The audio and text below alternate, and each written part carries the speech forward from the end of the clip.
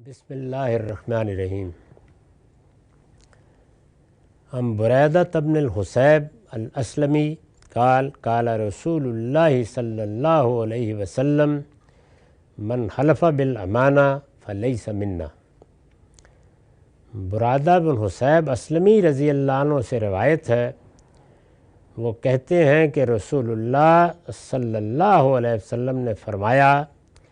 جس نے امانت کی قسم کھائی وہ ہم میں سے نہیں ہے۔ یہ روایت ابو داؤد سے لی گئی ہے اور اس کا رقم ہے 3253۔ قسم کے بارے میں رسول اللہ صلی اللہ علیہ وسلم نے ہدایت فرمائی ہے کہ وہ صرف اللہ ہی کھائی جا سکتی ہے۔ اس کی وجہ یہ ہے کہ قسم گواہ ٹھہرانا ہے، یعنی جس وقت ہم کہتے ہیں کہ میں اللہ کی قسم کھاتا ہوں تو اس کا مطلب یہ ہے کہ میں جس واقعے یا جس بات سے متعلق کچھ اظہار خیال کر رہا ہوں وہ میرا بیان ہے، لیکن اس کی گواہی اللہ دے گا۔ اس کا مطلب یہ ہوتا ہے۔ اسی وجہ سے قسم کے لیے عربی زبان میں شہادت کے الفاظ بھی آ جاتے ہیں، یعنی قسم کے الفاظ تو ہیں، جیسے قسم کے لیے واو آتی ہے یا خود اقسم کا فعل آتا ہے یا اور بہت سی تعبیریں آتی ہیں۔ اسی طریقے سے شہادت کا لفظ بھی آ جاتا ہے، کیونکہ یہ گواہ بنانا ہے۔ تو اب آپ کے دل پر یا اس واقعے پر جس کو کسی اور نے نہیں دیکھا، جب آپ کہتے ہیں کہ فلاں گواہ ہے تو اس کا مطلب کیا ہے؟ اس کا مطلب یہ ہے کہ اس کو حاضر و ناظر مانا جا رہا ہے۔ بالعموم یہ ہوتا ہے کہ لوگ جان کی قسم، تمہاری قسم، تمہارے سر کی قسم، اس طرح کی تعبیریں اختیار کر لیتے ہیں۔ یہ عام زبان میں کسی چیز کی تاکید کے لیے ہو تو حرج نہیں ہے۔ اسی طرح سے قرآن میں جو قسمیں اللہ تعالیٰ نے کھائی ہیں وہ سب ان چیزوں کو دلیل کے طور پر پیش کرنے کے لیے، وہ بھی ایک اسلوب ہے، عربی زبان کا بھی ہے، دنیا کی اور زبانوں کا بھی ہے، کہ فلاں چیز اس بات کی گواہی دیتی ہے تو اس کا مطلب یہ ہوتا ہے کہ وہ اس پر دلیل ہے، اس کی روشنی میں تم اس کو سمجھ سکتے ہو، اس میں بھی مسئلہ نہیں ہے۔ لیکن جب کبھی اس پہلو سے قسم کھائی جائے تو وہ صرف اللہ ہی کھانی چاہیے، اور کسی کی قسم، جیسے لوگ کہتے ہیں قرآن کی قسم، تو قرآن مجید کو آگے رکھ کے یا مسجد میں جا کے قسم کھانی ہے تو اس سے تقدس کا احساس چونکہ انسان میں ہوتا ہے تو توقع کی جاتی ہے کہ وہ جھوٹ نہیں بولے گا یا جھوٹی قسم نہیں کھائے گا، لیکن قسم مسجد کی یا قرآن کی نہیں کھائی جاتی، وہ اللہ کی کھائی جاتی ہے۔ اسی وجہ سے عربوں کے ہاں جو کعبے کے بارے میں بھی قسم بالعموم رائج ہے، وہ کیا ہے؟ فورب الکعبہ، یعنی رب کعبہ کی قسم۔ تو ہمیشہ ایسے موقعوں پر جب گواہی پیش کرنی ہے، شہادت پیش کرنی ہے، خواہ وہ شہادت اپنے ما فی الضمیر پر پیش کرنی ہے یا کسی ایسی بات پر پیش کرنی ہے جو کہیں اور ہوئی ہے، اور آپ اپنے بیان کو مؤکد کرنے کے لیے قسم کھا کر کہہ رہے ہیں کہ ہاں یہ واقعہ ایسے ہی ہوا، جیسے عدالت میں بھی گواہی دی جاتی ہے کہ میں قسم کھا کے کہتا ہوں کہ یہ قتل اس طرح ہوا، ڈاکہ اس طرح پڑا۔ تو اس طرح کے موقعوں پر جب کہا جاتا ہے کہ میں اللہ کی قسم کھاتا ہوں تو اس کا مطلب ہوتا ہے میں اللہ کو گواہ ٹھہراتا ہوں۔ تو یہاں اللہ ہی کی قسم، چنانچہ دوسری روایتوں میں رسول اللہ صلی اللہ علیہ وسلم نے فرمایا ہے کہ اس طرح کی قسم اگر اللہ کے سوا کسی اور کی کھائی گئی ہے تو یہ شرک ہے، اس لیے اس سے ہر حال میں پرہیز کرنا چاہیے۔ تو یہاں جو امانت کی قسم بعض اوقات کھا لیتے ہیں لوگ، یہ اسی طرح کی ہوتی ہے جیسے کہ آپ اپنی عزیز چیزوں کی قسم کھاتے ہیں، تو اس کو بھی روک دیا آپ نے اور فرمایا کہ نہیں، مسلمان کا کام یہ نہیں ہے۔ چنانچہ میں نے اس پر لکھا ہے، قسم بالعموم کسی کو، بالعموم یعنی قسم تاکید کے لیے بھی ہوتی ہے اور شہادت کے دوسرے پہلوؤں کے لیے بھی، جیسے دلیل کے طور پر،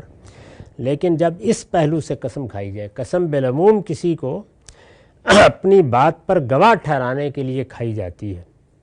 لہٰذا صرف خدائی کی ہو سکتی ہے۔ تو اس طرح کی قسم جب بھی کھائی جائے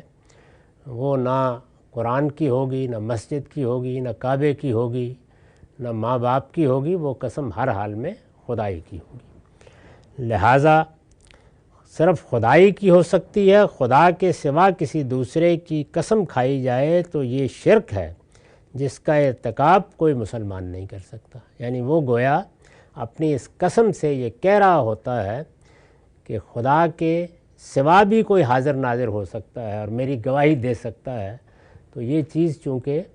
دوسرے کو حاضر ناظر ماننا ہے، چنانچہ یہ قسم نہیں کھائی جا سکتی، نہ کسی پیغمبر کی، نہ کسی بڑے سے بڑے شخص کی۔ اس پر بھی وہی الفاظ ہیں فَلَيْسَ مِنَّا، یعنی یہ کسی مسلمان کے شایان شان نہیں ہے، یہ ایمان کے خلاف ہے، اس لیے ایسی قسم نہیں کھانی چاہیے۔ عن عبداللہ ابن مسعود عن النبی صلی اللہ علیہ وسلم قال لیس منا من ضرب الخدود وشق الجیوب ودعا بدعوی الجاہلیہ۔ یہ روایت مسند طیالسی سے لی گئی ہے اور اس کا رقم ہے 288۔ ترجمہ ہے، عبداللہ بن مسعود رضی اللہ عنہ نے نبی صلی اللہ علیہ وسلم سے روایت کیا ہے کہ آپ نے فرمایا، جو غم کے موقعوں پر، جیسے کسی کی وفات ہو گئی، کوئی اور حادثہ ہو گیا، تو یہ غم کے موقع ہیں، جو غم کے موقعوں پر گال پیٹے اور گریبان پھاڑے اور زمانہ جاہلیت کی طرف پکارے، جس طرح کے وہاں بین کیے جاتے تھے، وہ ہم میں سے نہیں ہیں۔ تو اس سے بھی رسول اللہ صلی اللہ علیہ وسلم نے سختی کے ساتھ روک دیا ہے، یہ کسی مسلمان کا کام نہیں ہے۔ رونا ہے، آنسو بہہ نکلے ہیں، اس کے بارے میں تو یہاں تک فرمایا کہ یہ انسان کے اندر جو اللہ نے محبت اور رحمت رکھی ہے اس کا اظہار ہے، آنسو بہہ نکلے ہیں۔ لیکن یہ چیزیں کہ آدمی گال پیٹنے لگ جائے اور رضا فضا کرنے لگ جائے اور خاص طرح کے بین کرنے لگ جائے، یا اور کوئی اس طرح کا طریقہ اختیار کرے جو شائستگی، تہذیب اور انسان کے وقار کے بھی خلاف ہے، اور صاف معلوم ہو رہا ہوتا ہے جب آدمی اس طرح پیٹنے لگ جاتا ہے یا جس طرح کی جزا فضا کرتا ہے یا اس طرح کے نعرے لگانا شروع کر دیتا ہے، تو اس کا مطلب کیا ہے؟ اس کا مطلب یہ ہے کہ وہ اللہ کے فیصلے کے خلاف احتجاج کر رہا ہے۔ تو غم ایک بالکل اور چیز ہے، اور غم کا فطری اظہار وہ دو کلموں کی صورت میں بھی ہو جاتا ہے، اظہار غم کے شائستہ طریقوں سے بھی ہو جاتا ہے، بہتے آنسوؤں سے بھی ہو جاتا ہے۔ وہ سب چیزیں مطلوب ہیں، جائز ہیں، ہونی چاہیے، انسان کی رحمت، رافت اور محبت پر دلالت کرتی ہیں، لیکن یہ نہیں ہونا چاہیے۔